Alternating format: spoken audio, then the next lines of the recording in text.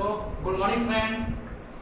You are welcome in mathematics point in chapter physics. Okay. So now today I am going to new chapter, fourth chapter. Okay, fourth में in SSC class in SSC board class 10. Then fourth chapter you have already studied in class 8, 9, but in few parts. But in class 10 आप थोड़ा detail पढ़ोगे force chapter बारे में, थोड़ा detail पढ़ना है. You know what is the force. आप जानते हो फोर्स क्या होता है? क्या होता है force? When a body pull and push and shape और size are change are called force. जब किसी बॉडी को पुल कर रहे होते हैं या किसी को पुश कर रहे होते हैं या तो उसके साइज और शेप में कोई चेंजमेंट होता है. देखिए ये रबर है, देखिए आपने स्ट्रेच किया इसको, शेप चेंज हो गया, साइज चेंज हो गई, तो क्या होता है ये? This is force. ओके, इतना आपने पढ़ लिया था फोर्स बारे में. आपको अंदर कुछ फोर्स के अंदर बारे में कुछ पढ़ना है. देखते हैं, लेट्स स्टार्ट. ऐसे आता है what is the translation motion या फिर linear motion. What is the linear motion and translation motion. क्या आपको पढ़ना है? Rotational motion. लीनियर से क्लियर हो रहा है. लीनियर से क्या क्लियर हो रहा है? मान लिया कोई बॉडी है, लीनियर माने कि स्ट्रेट पाथ में मूव करना, कोई बॉडी स्ट्रेट पाथ में मूव करना. तो what is the linear motion? When a body in moving a straight direction, when apply a force, when apply a force is known as the linear motion और translation motion. When a body move to fro या move to free in a straight line या straight path when applied a force. जब किसी body में हम कोई force apply करते हैं, अगर वो बॉडी स्ट्रेट जा रही होती है, this is known as the linear motion and the translation motion. Got it? Sorry. Then what is rotational motion? Rotational से क्लियर हो रहा है सर्कुलर पाथ. रोटेशन मतलब क्या होता है? रोटेशन मतलब circular path. This is the circular path. तो what is the rotational motion? In a pointed point in any surface applied a force it tangentially. In a pointed point, in any forces applied tangentially, then rotate about the pointed point. This is known as the rotational motion. समझा के क्या होता है? अगर कोई आपको एक sphere given है, स्फीयर का सेंस मान लो रिंग दी गई है. ओके, रिंग में देखिए जो centre part in the pointed point का सेंस एक्सिस. जैसे फैन है तो फैन में क्या बीच में एक्सिस है. ओके, एक्सिस को बोलते हैं पॉइंटेड पॉइंट. उसमें क्या होता है? टेंजेंटली. तो आप मैथ में आप पढ़ोगे, अभी पढ़ोगे टेंजेंट क्या होता है. टेंजेंट में कि जब किसी सरफेस में कोई बॉडी अगर फोर्स अप्लाई करते हैं, परपेंडिकुलरली फोर्स अप्लाई करते हैं, परपेंडिकुलर. तो जब भी परपेंडिकुलर अप्लाई करते हैं किसी भी सरफेस में, in the sense circular path में, उसको टेंजेंट बोलते हैं, टेंजेंटली. क्योंकि आप मैथ पढ़ोगे आप. तो क्या होता है? मान लीजिए रिम है, तो रिम में एक पॉइंटेड पॉइंट है, उसने आपने क्या किया? सरफेस में आपने फोर्स अप्लाई किया टेंजेंटली. तो क्या होगा? ये रोटेट करेगा. कैसा रोटेट करेगा? ये अबाउट द एक्सिस रोटेट करेगा. This known as the rotational motion. जब कोई बॉडी में जब पॉइंटेड पॉइंट में जब कोई फोर्स अप्लाई करते हैं टेंजेंटली सर्कुलर पाथ में, तो बॉडी जब पॉइंटेड पॉइंट के अराउंड रोटेट करती है, this is known as the rotational motion. इसका एग्जांपल रिम ले सकते हो. एग्जांपल आप रिम है, बॉल है, एटसेट्रा. Okay, got it? तो नोट समझना क्या होता है? Translation motion and rotational motion. Okay, note कर लीजिए.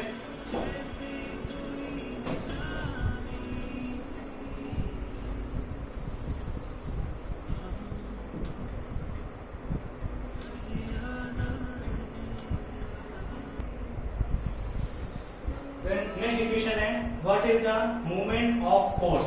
Movement of force also called torque is also called turning effect. Okay, movement of force, torque and turning effect. What is the movement of force? Movement of force है the product of the movement of force is equal to the product of, ऐसा समझिए पहले आप. Suppose that कोई surface है, any surface. Okay, this is pointed point. ये आपने force apply कर दिया. ये पॉइंटेड पॉइंट फोर्स अप्लाई किया है और ये कोई डिस्टेंस है एट है 90 डिग्री। तो डिस्ट्रीब्यूशन क्या होती है, what the moment of force, the moment of force is equal to the moment of force is equal to the product of magnitude of the force, the product of magnitude of force and perpendicular distance from the pointed point. देखिए ये 90 degree है, जो distance होगी कैसी होगी, perpendicular. कहां से, pointed point. ये आपका कैसा है, pointed point, pointed point, pointed point also called axis. Okay, the moment of force equal to the product of magnitude of the force and perpendicular distance from pointed point. This is known as the moment of force, torque and turning effect. Okay, got it? What is the moment of force? The product of magnitude of the force and perpendicular distance from the pointed point. ये pointed point है, इससे distance कैसे ले जाएंगे, perpendicular लेंगे, distance कैसे लेंगे, perpendicular distance लेते हैं इसको। This is known as the moment of force. It has then symbol F into D. F into D या फिर F into S कह सकते हो इसको, okay. D and S same, वो केवल वो सिंबल अलग है, तो लिख सकते हो आप ये F into D। तो what is the unit of the moment of force, इसकी यूनिट फाइंड करते हैं। यूनिट क्या होगी, अच्छा ये कैसे, तो इसका कोई एग्जांपल लेते हैं, इसके मोमेंट ऑफ फोर्स का एग्जांपल। जैसे आपने क्या किया, जैसे आप डोर को ओपन करो, जब हम डोर को ओपन करते हैं तो जब ये हम हैंडल पकड़ते हैं डोर की, तो ये फोर्स अप्लाई कर रहे हो, और इसकी जो डिस्टेंस होती है परपेंडिकुलर, जो अभी नॉक लगे हुए साइड में, आपको नॉक दिख रहे होंगे, जो वॉल आपके जो डोर में नॉक दिख रहे होंगे, वो आपका डिस्टेंस होती है परपेंडिकुलर, और ये फोर्स अप्लाई कर रहा है। तो इसका एग्जांपल हुआ, तो इसको बोलते हैं मोमेंट ऑफ फोर्स, बोलते हैं एग्जांपल। समझ आ गया, ये एग्जांपल है मोमेंट ऑफ फोर्स का। हाँ, इसकी जो यूनिट होगी मोमेंट ऑफ फोर्स की, यूनिट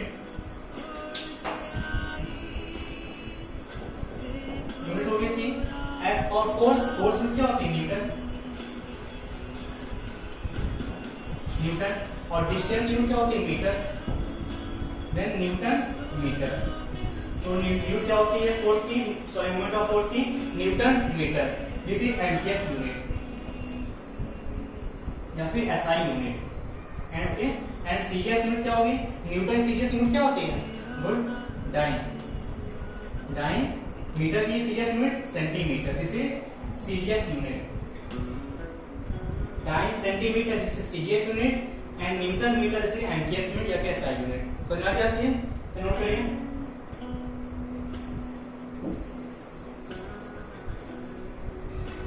देन नोट हो गया,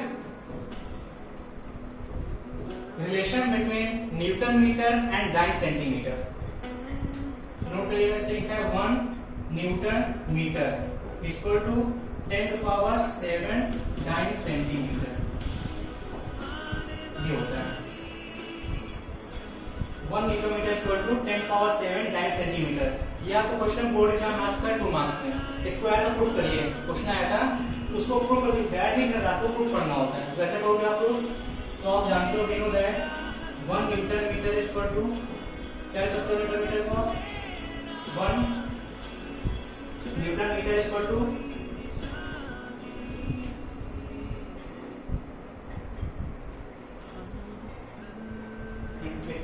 देखो न्यूटन मीटर, देखो 1 न्यूटन होते हैं 10⁵ डाइन। ओके, तो इसको लिखो क्या, 10⁵ डाइन। और चेंज हो सेंटीमीटर को, सॉरी मीटर चेंज करिए सेंटीमीटर में, 100 10⁻² सेंटीमीटर। तो क्या मिल जाएगा हमें, 10⁵, 10⁻², 10⁷ 9 सेंटीमीटर। ओके, तो ये इसका रिलेशन होता है न्यूटन मीटर और डाइन सेंटीमीटर में। Got it. फिर हम देखिएगा 1 kgf, किलोग्राम फैरेड। ठीक है, तो 1 kgf metre equal to 9.8 newton metre. और 10 न्यूटन मीटर। ओके, जब किसी क्वेश्चन का केजी या मीटर का अगर न्यूटन मीटर कन्वर्ट करना है तो सर 10 से प्रोडक्ट कर सकते हो, अदरवाइज आपको 9.8 से प्रोडक्ट कर दीजिएगा। Okay, and then 1 GF centimetre gram farad centimetre equal to 980 9 centimetre. Okay, ये सब यूनिट नोट कर लीजिए, इंपॉर्टेंट है, न्यूमेरिकल नीड पड़ेगी इसकी आपकी। ओके, सब नोट कर लीजिए।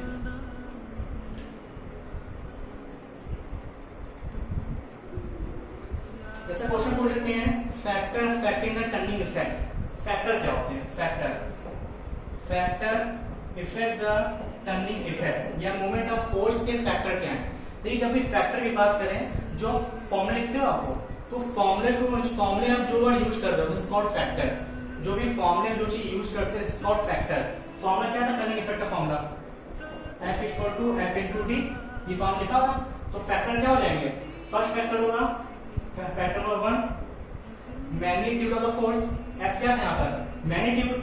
फर्स्ट फैक्टर होगा magnitude of the force, magnitude of force. And second factor D क्या था? Perpendicular distance from the pointed point. ये हुआ perpendicular distance from pointed point. समझा कि जो भी फॉर्मूले आपको जो भी लिखते हैं उसकी कॉल्ड फैक्टर, वो इसी फैक्टर बोलते हैं, फोर्स और perpendicular distance from the pointed point. Got it? Note करिए।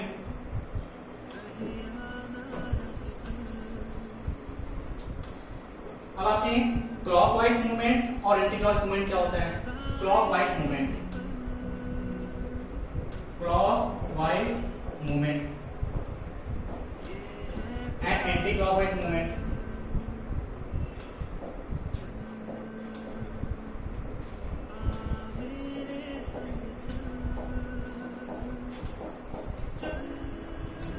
Clockwise movement and anti clockwise movement. तो क्या होते हैं क्लॉकवाइज मूवमेंट? क्या होता है? When a body move in a clockwise is called clockwise movement. अगर कोई मोशन कैसे हो रहा है? क्लॉकवाइज इन द सेंस, जैसे कोई वॉच है, वॉच मतलब कि कैसे चलती है?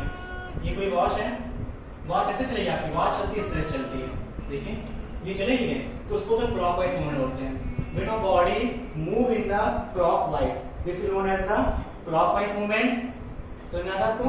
When a body moves in the clockwise, this is known as the clockwise movement is taken as negative. Is taken as negative. क्या होता है clockwise? When a turning effect या when a body is a moving clockwise movement, this is known as the clockwise movement is taken as negative. लेकिन जो भी value आएगी clockwise की, उसके हमेशा साइन नेगेटिव लेते हैं। ठीक है, आगे बात एंटी क्लॉक करें। Anti clock means reverse direction. Reverse direction. When a turning effect of the body moves in anti-clockwise, this is known as the anti-clockwise movement. It is taken as positive. जो anti-clockwise की जो हम लेंगे answer positive लिखा जाएगा, और जो clockwise है इसमें लिखेंगे नेगेटिव लिखेंगे। Got it? समझ आ गया आपको? ये नोट करिए अपना।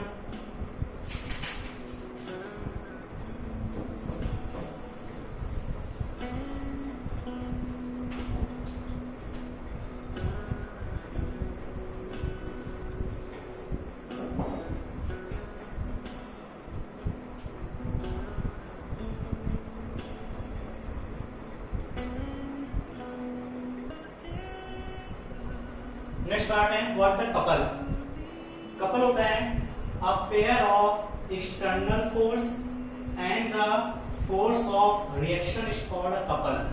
सुनिए आपको, the pair of, main word है pair, the pair of external force and the force of reaction is called a couple. जैसे कि मान लीजिए आपने वो देखी है रिंच, रिंच ही पढ़ा देखा होगा आपने, कैसे रिंच होती है।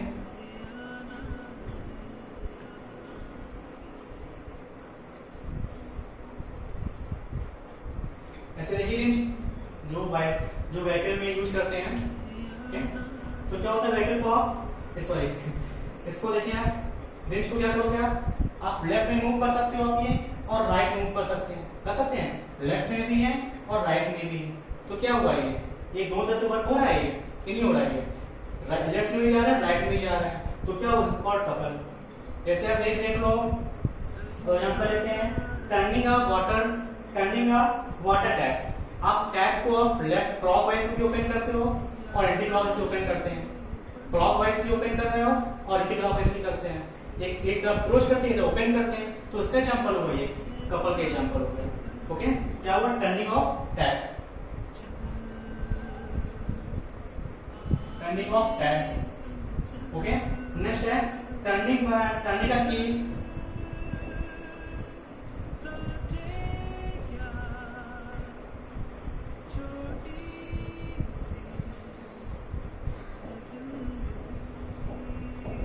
टर्निंग की ऑफ लॉक। अगर लॉक भी क्या करते हो, पहले क्लॉकवाइज मूव करते हैं, फिर एंटी क्लॉकवाइज मूव करते हैं, एक तरफ क्लोज करते हैं, एक तरफ ऑफ करते हैं, सॉरी क्लोज करते हैं, ओपन करते हैं। तो क्या है, आप क्लॉकवाइज मूव करोगे, एंटी क्लॉकवाइज मूव करेंगे, तो क्या हो गया ये टर्निंग ऑफ की of lock is called couple. Okay, got it. जैसे हम turning of steering of wheel, जो स्टीयरिंग होती है व्हील की, देखिए आप क्लॉकवाइज जाते हो, एंटी क्लॉकवाइज में जा रहे हो, इसी क्या है, कपल है। जैसे ओपनिंग द वाटर बॉटल, अब वाटर बॉटल क्लॉकवाइज मूव करते हो और एंटी क्लॉकवाइज मूव करते हैं।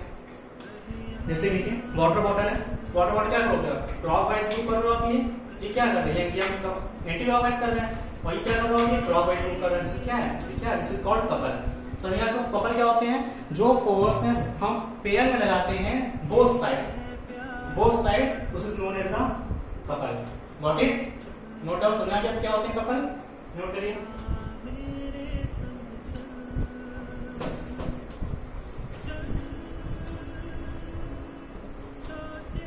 Then movement of couple,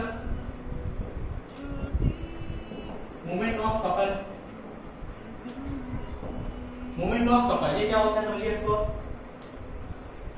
जैसे कोई ये बॉडी है, एक फोर्स अप्लाई किया डाउनवर्ड, फिर अदर फोर्स है अपवर्ड। समझिए आपको ये आगे चलिए। Okay, this is A point, this is B, this is O. Okay, this force R F, this force R F। देखिए सेम फोर्स लगते हैं दोनों तरफ। जब वाटर बॉटल को जितना ओपन करोगे आप, वैसे अपने क्लोज करोगे आप, तो फोर्स सेम लगते हैं। ध्यान रखिएगा, हमेशा कपल में फोर्स हमेशा आपके सेम रहेंगे, यह पॉइंट याद रखिएगा।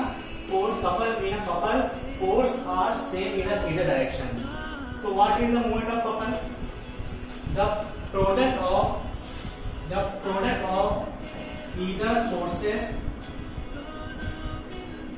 the product of either forces and perpendicular distance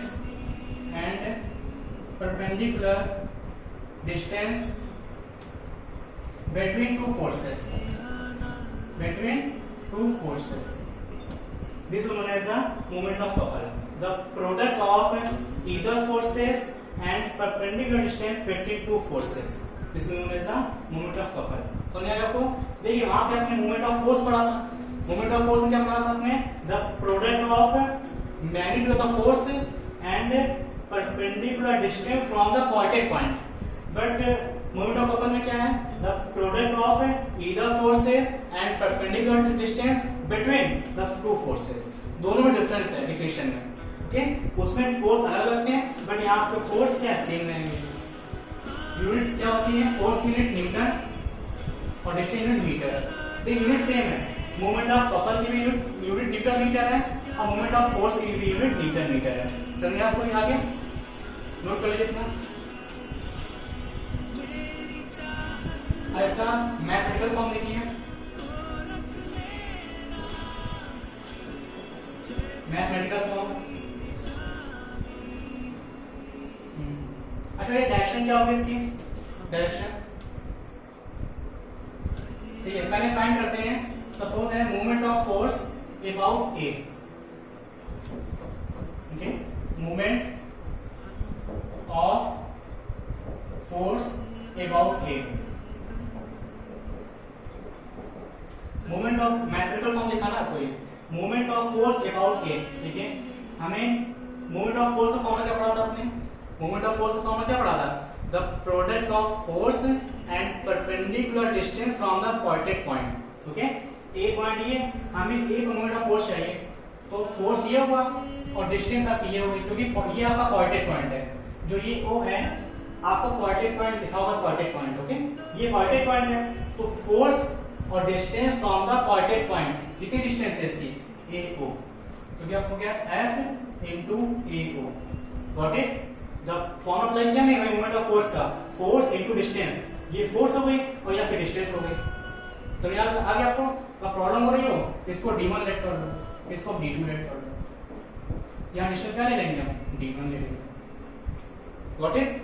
फिर नेक्स्ट है moment of force, moment of force about B।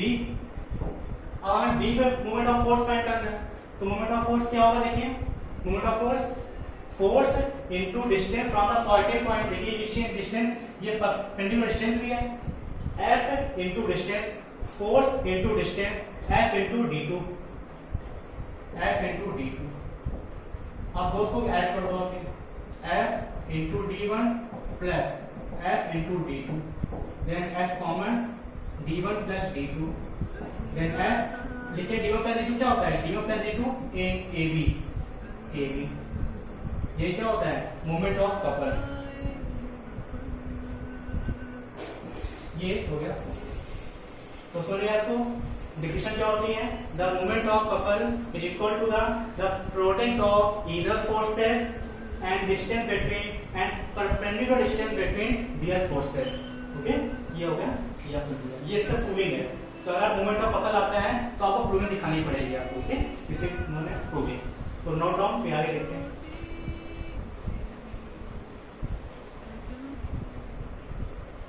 Next word है principle of movements. Principle of movement तो क्या होता है, प्रिंसिपल ऑफ मूवमेंट्स, ओके। तो प्रिंसिपल ऑफ मूवमेंट होता है, according to principle of movements the sum of anti-clockwise movement is equal to sum of clockwise movement. The sum of anti-clockwise movement, anti-clockwise movement is equal to sum of clockwise movement. According to principle of moments, the sum of anti-clockwise movement is equal to sum of clockwise movement. This is known as the principle of movement. इसको बोलते हैं principle of movement. Okay, note कर लीजिए।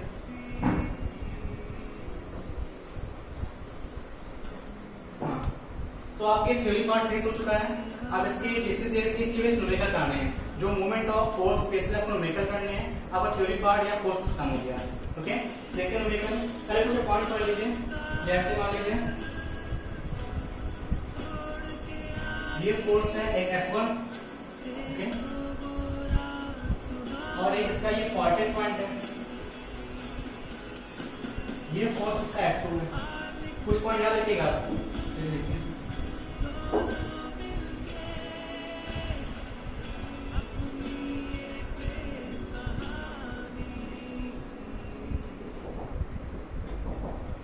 F1 force है, ये F2 force है, okay, और इसे कॉल्ड कोऑर्डिनेट पॉइंट। अब हमें डायरेक्शन चेक करनी है, डायरेक्शन कैसी होगी देखते हैं। देखिए आपका डायरेक्शन, देखिए ये देखो जिस साइड, देखिए ध्यान रखिएगा, जिस साइड आपका कोऑर्डिनेट पॉइंट हो हमें डायरेक्शन वही मूव करनी होती है। जिस साइड आपका कोऑर्डिनेट पॉइंट हो आप डायरेक्शन वही ले जाओगे। आप देखिए इसके हम डायरेक्शन निकालनी है, क्या करोगे, कोऑर्डिनेट पॉइंट ये है, देखिए तो आप इधर मूव करोगे आप इस साइड, और ये डायरेक्शन कैसे हो, देखो आप ये उल्टा चल रहा हो, तो घड़ी देखो वॉच कैसे, वॉच उल्टी चलती है। जब वॉच उल्टी चलती है जिसे नोन एज एंटी क्लॉकवाइज, तो उसकी डायरेक्शन कैसे हो जाएगी, एंटी क्लॉकवाइज डायरेक्शन हो जाएगी, एंटी क्लॉकवाइज। ये देखते हैं, देखिए इसका कोऑर्डिनेट पॉइंट ये है, इसकी डायरेक्शन निकालनी है, तो जिस साइड आपका कोऑर्डिनेट पॉइंट हो डायरेक्शन को ले जाना है, तो क्या करोगे आप, यहाँ पे जाएंगे, नो, कोऑर्डिनेट पॉइंट ये है, तो क्या होगा, ये अंदर ही हो रहा है। डायरेक्शन कैसी है, देखिए क्लॉकवाइज, इस डायरेक्शन कैसे हो जाएगी, क्लॉकवाइज। समझ में आ गया आपको ये? तो आपको ऐसे ही आपको डायरेक्शन फाइंड आउट करनी होती है, गॉट इट। देखिए आप ये जैसे मान लो फिगर ये बना हुआ, ये पॉइंटेड पॉइंट है, ये फोर्स है F1।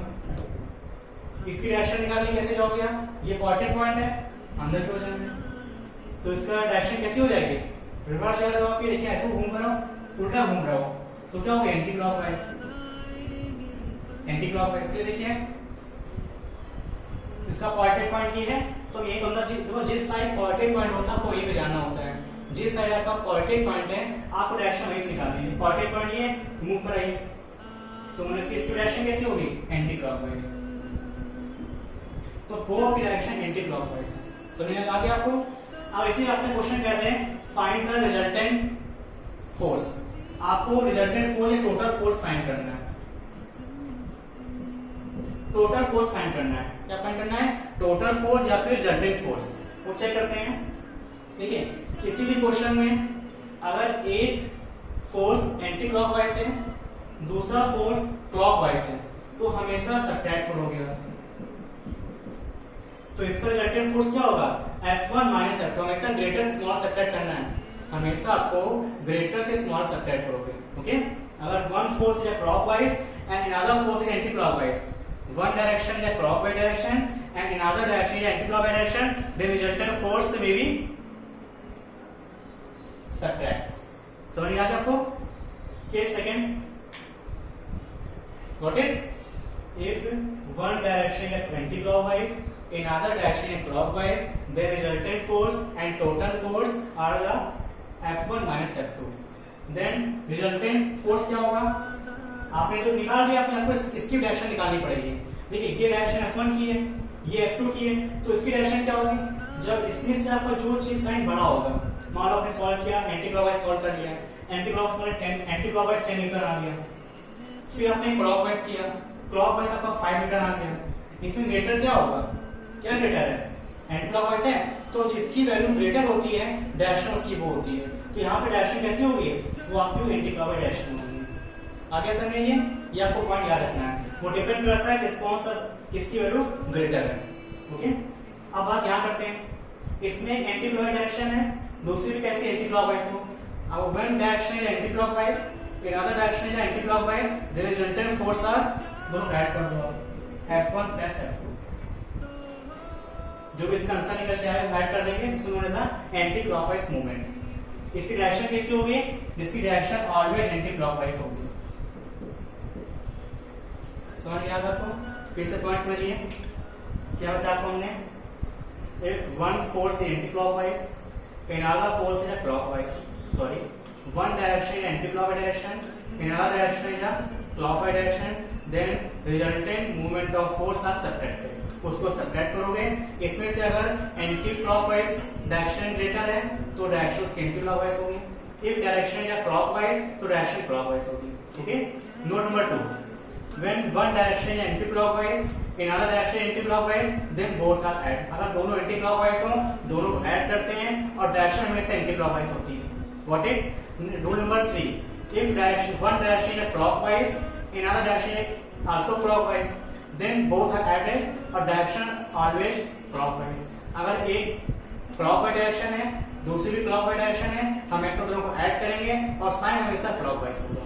इतना पॉइंट समझ गए आप?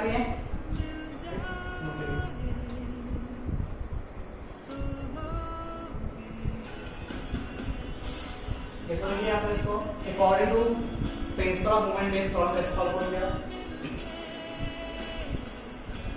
जैसे फोर्स F1 है, ये फोर्स आपने F2 ले लिया, दिस इज पॉइंटेड, ये फोर्स आपने F3 ले लिया। ओके, ये डिस्टेंस है आपकी D1 है, डिस्टेंस D2 है और ये डिस्टेंस D3 है। ओके, ये आपको डिस्टेंस दी गई है, ये आपका पॉइंटेड पॉइंट है। ओके, तो according to principle of movement कैसे सॉल्व करते हैं? पहले स्टेप में सबकी डायरेक्शन फाइंड करिए।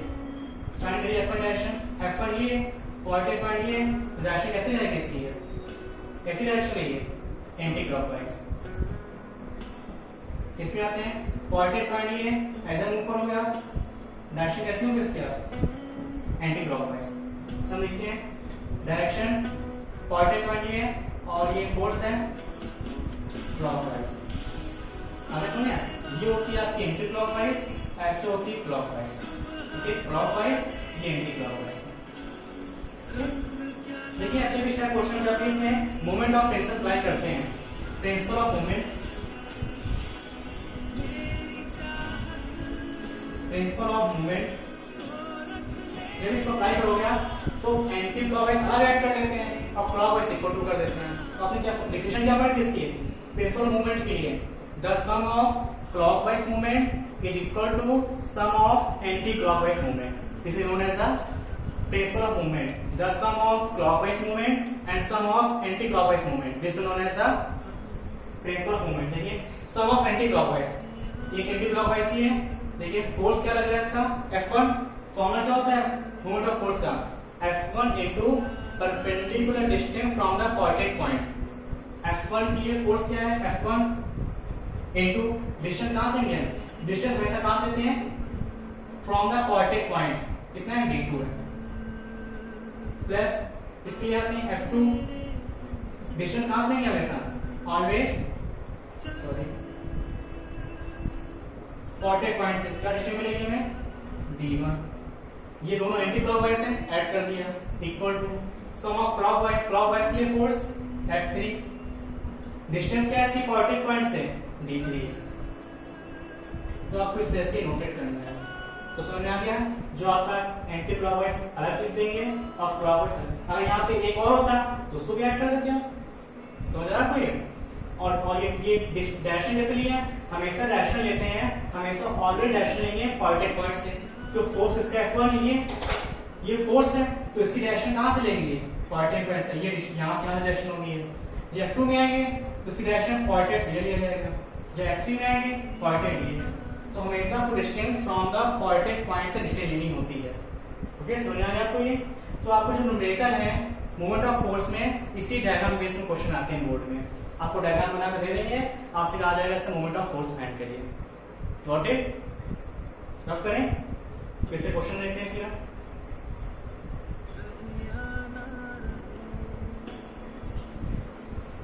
So let's start numerical the moment of force. Okay,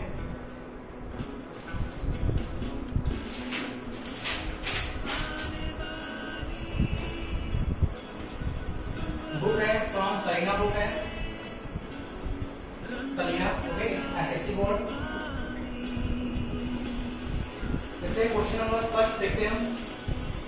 question number first में गिवन है the moment of force of 10 Newton, moment of force of 10 Newton. तो हमें गिवन है मोमेंट ऑफ फोर्स गिवन है equal to 10 Newton. Okay, फिर given है about a fixed point O is a 5 Newton meter, about a sorry moment of force is 10 sorry ये आपको force दिया गया है, फोर्स इक्वल टू गिवन है 10 Newton और मोमेंट ऑफ फोर्स गिवन है, ये गिवन है moment of force given 5 newton metre. देखिए जब भी कहीं न्यूटन लिखा हुआ है उसको फोर्स बोलते हैं और न्यूटन मीटर है उसको क्या बोलते हैं, मोमेंट ऑफ फोर्स बोलते हैं। आपसे फाइंड करना है, फाइंड द डिस्टेंस फाइंड करनी है। तो we know that moment of force equal to force into distance. तो मोमेंट ऑफ फोर्स है 5 है और 10 है इनटू d, देन 0.5 मीटर ये distance. Okay, then question number second, question second है a nut is opened by a branch of length 10 centimeter। एक branch है,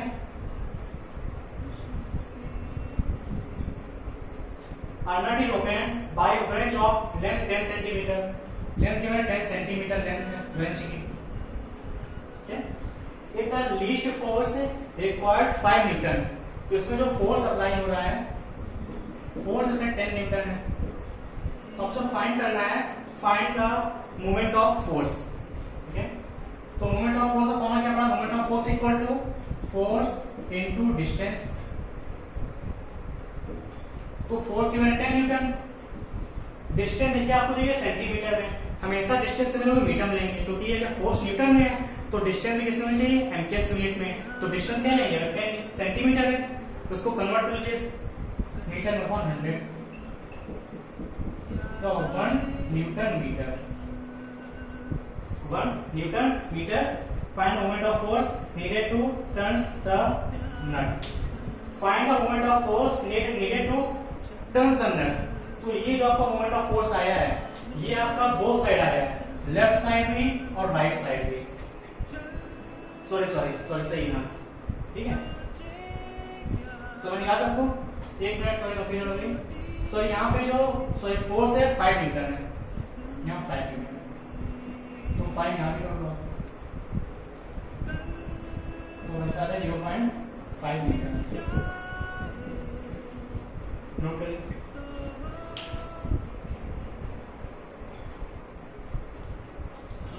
question number 3, question third given है, एक व्हील है, इसका कोऑर्डिनेट पॉइंट है O,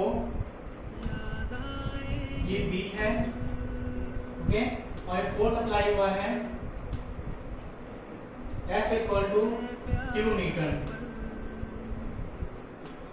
F equal to 2 newton. तो आज पूछा गया क्वेश्चन में, क्वेश्चन आ गया है a wheel of diameter 2 metre, a wheel is diameter 2 metre, जो डायमीटर है वो इसकी 2 मीटर गिवन है, डायमीटर है 2 metre. A force F 2 newton is applied at B, एक B पर 2 न्यूटन फोर्स अप्लाई हुआ है और यहाँ पे एक पॉइंट A है, ओके। पहला पॉइंट फाइंड करना है, find moment of force centre O, find moment of force about O। Second point moment of force point A, और थर्ड पॉइंट है पॉइंट B। ये क्वेश्चन दिया गया, तो आपको O पर मोमेंट ऑफ फोर्स फाइंड करना है, देन A पर moment of force and at B moment of force. Then first point, to find the moment of force about O। O point कहां पर है? O पॉइंट ये, तो हम मोमेंट ऑफ फोर्स का फॉर्मूला क्या पढ़ा आपने? Force into distance between from the coordinate point. तो फोर्स कितना लग रहा है इसमें? 2 इनटू डिस्टेंस कितनी लेंगे, देखिए डिस्टेंस कहां से लेनी होती है, डिस्टेंस बोला है अबाउट O, तो O इज जब अबाउट बोला है O, इसमें O is the coordinate point हो गया, तो O ये है, डायमीटर टू डिस्टेंस क्या हो जाएगी? 1 हो जाएगी, तो 2 newton metre. Got it? Second part, find moment of force point A point ये, तो फोर्स क्या फॉर्मूला होता है? F into D। फोर्स क्या है इसका? 2 न्यूटन इनटू D क्या नहीं है? अबाउट O A है, A की ये डिस्टेंस क्या दी गई है, तो A पॉइंट A मतलब इसका कोऑर्डिनेट पॉइंट है, डिस्टेंस क्या नहीं है, फोर्स लग रहा है ये, डिस्टेंस क्या नहीं जाएगी इसकी? 4 न्यूटन। Got it? समझ आ गया आपको? तो जहां जितना फोर्स लगता है डिस्टेंस वही देते हैं, पहले O लिया हमने, फोर्स ये है, डिस्टेंस ये लेंगे, अब A का निकालना है, फोर्स ये है, डिस्टेंस ये हो गया, तो जिस साइड से फोर्स लगता है पॉइंट डिस्टेंस वहां पे लेनी होती है। अब थर्ड पॉइंट में आते हैं, पॉइंट B पर निकालना है, फोर्स क्या लग रहा है? 2। पॉइंट B, देखिए B पर कोई डिस्टेंस दी गई है, जहां B कोई डिस्टेंस ही नहीं है तो वहां पर क्या डिस्टेंस 0 ले लेंगे, तो 0 न्यूटन मीटर। समझ गया आपको? अब इसे डायरेक्शन निकालनी है, देखिए ये कैसे व्हील करेगा, इसको यहाँ फोर्स अप्लाई कर रहे हैं, माना कि व्हील ऐसे जाए, तो कैसा हो रहा है ये? क्लॉकवाइज, डायरेक्शन से clockwise, direction clockwise, direction clockwise. आगे समझिए कैसे डायरेक्शन निकालनी होती है, क्योंकि व्हील फोर्स ये अप्लाई कर रहे हैं तो व्हील ऐसे मूव करेगा, देखिए दिस साइड क्लॉकवाइज में। नोट करिए,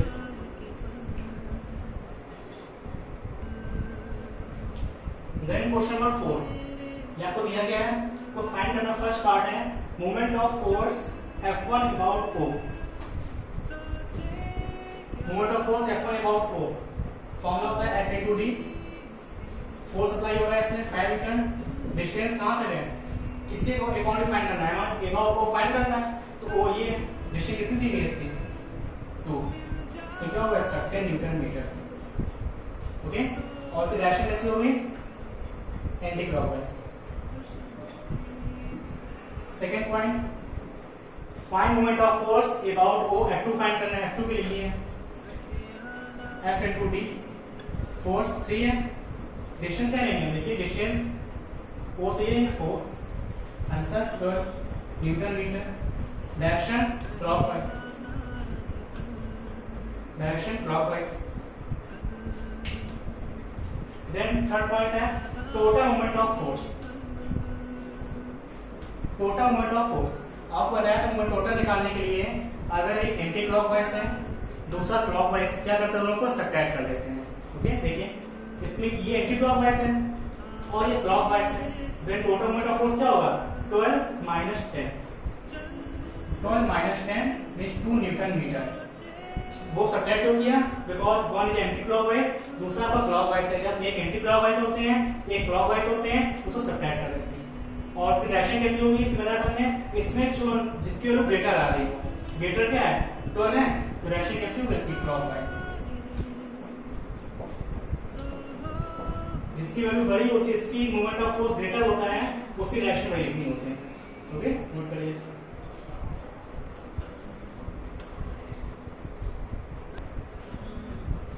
नेक्स्ट क्वेश्चन है फाइंड द टोटल फोर्स। आपका टोटल फोर्स फाइंड करना है, total moment of force, total moment of force find करना है about mid point, about mid point, mid point में आपको total moment of force find करना है।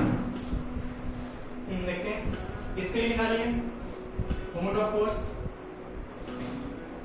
निकालिए मोमेंट ऑफ फोर्स क्या होगा, कहाँ मिड पॉइंट, मिड पॉइंट ये होगा, तो डिस्टेंस 2 रहेंगे। फाइंड करते हैं, 10 इंटू 2 क्या होगा, 20 न्यूटन मीटर, डायरेक्शन क्लॉकवाइज। इसके क्या चाहिए, फोर्स 10 इंटू 2 क्या हो गया, 20 न्यूटन मीटर, डायरेक्शन इस आल्सो क्लॉकवाइज। तो टोटल फोर्स क्या होगा, बोथ क्लॉकवाइज है, तो 20 प्लस 20 40 न्यूटन मीटर, डायरेक्शन या also clockwise.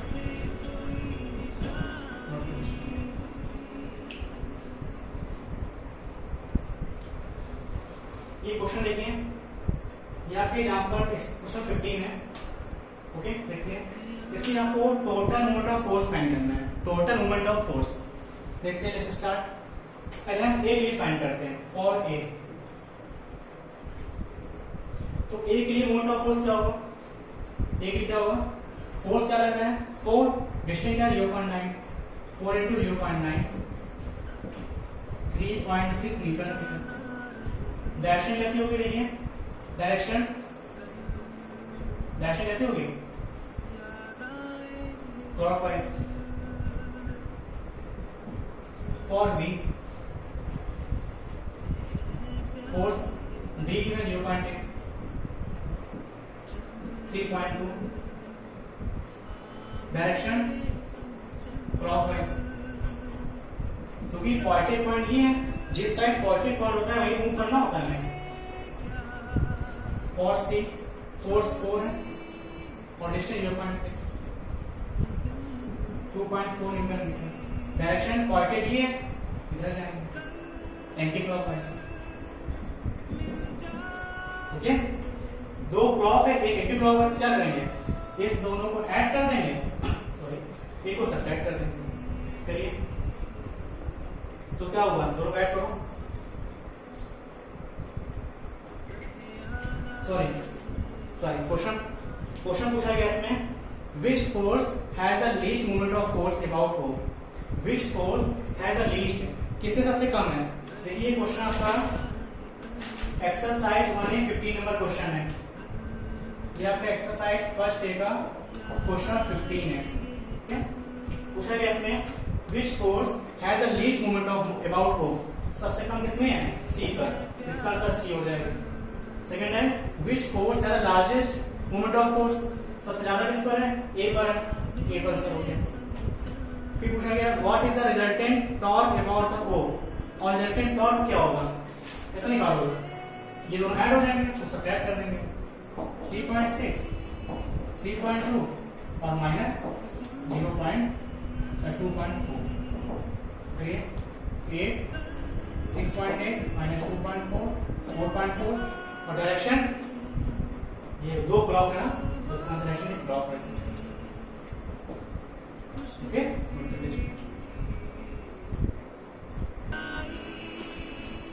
Then question number 7 given है a steering wheel diameter 0.5 meter, a steering wheel diameter 0.5 meter,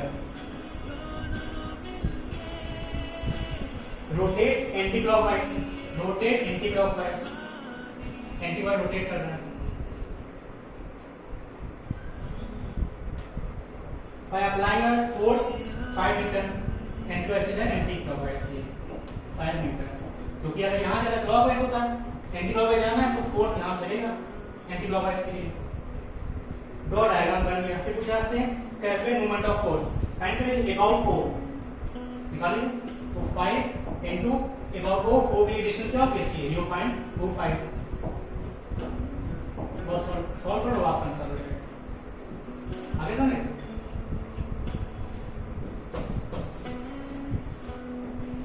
question number 8 की मैंने a uniform meter rule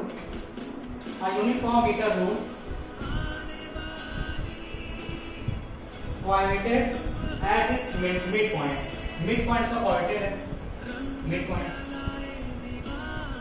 a weight 50 g suspended in the one end।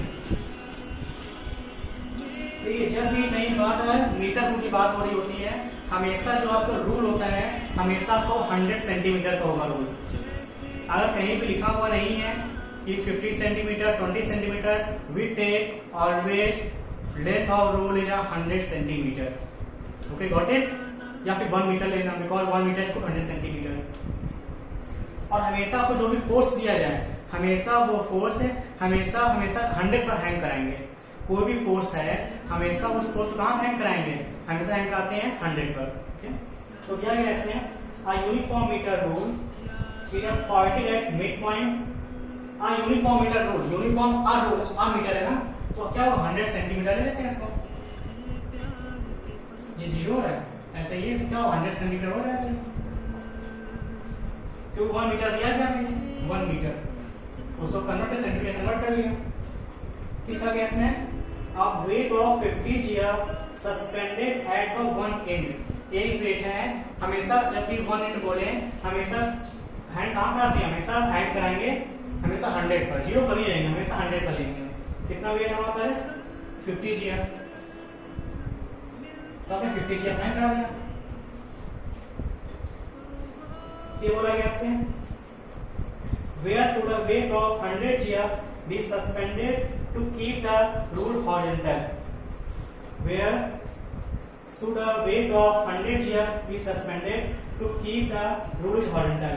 एक 100 g का wait है उसको hang कराना है, कितनी मीटर डिस्टेंस चाहिए हमें, आपसे ये फाइंड करना है। वेट कितना 100 मीटर, सपोज हमने यहाँ पे हैंग करा दिया, आई डोंट नो कितना ने लेट कर लिया, यहाँ पे हैंग किया हुआ है, कितना है वो 100 g। डिस्टेंस इसकी हमने सेट कर ली है, ये क्या दी गई है, ये इसका मिड पॉइंट क्वेश्चन बोला गया है, मिड पॉइंट क्वेश्चन बोल दिया गया है, कितनी हो जाएगी 50। और आपको कहां पे हैंग कराना है, एटलीस्ट कोई डिस्टेंस पॉइंट नहीं दिया आपने, आपने लेट कर लिया, यहां पे हैंग करा दिया हमने, एक्स निकालना आपको, निकालो। फॉर्मूला क्या होता है, अब यहां अप्लाई करेंगे clockwise movement equal to anti clockwise movement, this principle of movements, direction anti clockwise, direction clockwise, then sum of anti clockwise movement, तो क्या होगा 100 इनटू फॉर्मूला होता है F इनटू D, ये फॉर्मूला आपने अप्लाई किया है, प्रिंसिपल मूवमेंट अप्लाई किया हमने, principle of movement 100 sum of anti clockwise movement equal to sum of clockwise movement.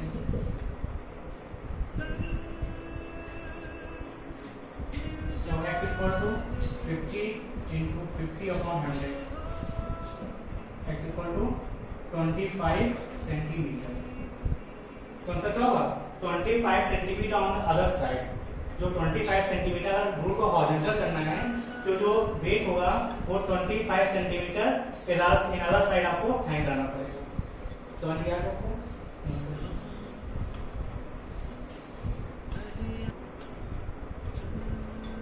Question number 9 है a uniform meter rule balance horizontally on a knife edge placed at the 58 centimeter when a weight of 20 g suspended from an end। यहाँ भी बोला गया metre rule, जब भी कहीं metre rule बोल दिया जाए हमेशा डिस्टेंस कितनी लेंगे? मीटर रूल हमेशा 1 मीटर का होता है, तो यानी हमेशा 100 सेंटीमीटर होगा। फिर बोला गया है a uniform meter rule balance horizontally on a knife edge at a 58 centimeter। तो 58 सेंटीमीटर, देखिए आपका 50 होगा, यहाँ पर ये 58 है। एज मतलब कि यही आपका पॉइंटेड पॉइंट, क्वेश्चन बोल दिया गया है एज ऑफ 58, एज मतलब कि पॉइंटेड पॉइंट, तो ये आपका पॉइंटेड पॉइंट है। समझ गया आपको? ये बोला गया है and wait hang in 20 GF in one and. आपको बोला था जो वेट हैंग करेंगे हमेशा कहाँ पे हैंग करेंगे? हमेशा हैंग करोगे आप 100 सेंटीमीटर पर, तो 20 यहाँ पे हैंग करा दूंगा। ओके, अगर हमें इसका में बैलेंस करना है तो हमेशा बैलेंस रूल कहाँ बैलेंस होता है? ये कोई मान लो ये है मार्कर, बैलेंस कहाँ पर होगा? मिड पॉइंट पर, मिड पॉइंट बैलेंस होगा, तो इसका मिड पॉइंट कहाँ पर होगा? ये बैलेंस करने के लिए 50 पर, तो इसका मिड पॉइंट होगा 50 पर, और 50 पे हम इसको हैंग करा देंगे। समझ आ गया आपको?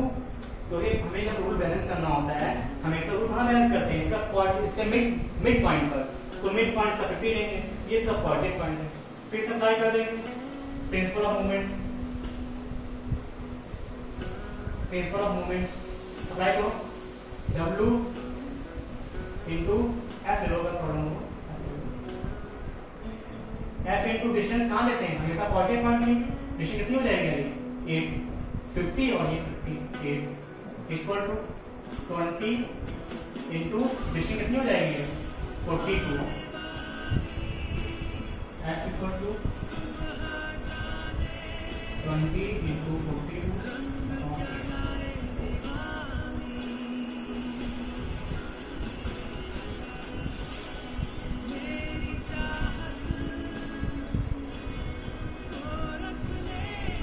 105 GF। समझ गया आपको? तो 58 आपको दिया था पॉइंटेड पॉइंट। जब भी किसी क्वेश्चन में अगर एज वर्ड आ जाए, एज मतलब होता है पॉइंटेड पॉइंट, तो 58 पे पॉइंटेड पॉइंट था। हमेशा जब भी मीटर को बैलेंस करना होता है हमेशा बैलेंस करते हैं मीटर मिड पॉइंट पर, तो मिड पॉइंट कहाँ मिलेगा? तो मीटर रूल 100 पर, सो मिड पॉइंट कहाँ पर होगा? मिड पॉइंट उसका होगा 50 पर, तो 50 का वेट हमें फोर्स निकालना था, वो हमने 50 फोर्स निकाल लिया। फॉर्मूला ये होता है F into D, 4F है distance from the pointed point, ये 50 ये डिस्टेंस 8 हो गई, इसकी डिस्टेंस 100 50 52 नोट करेंगे।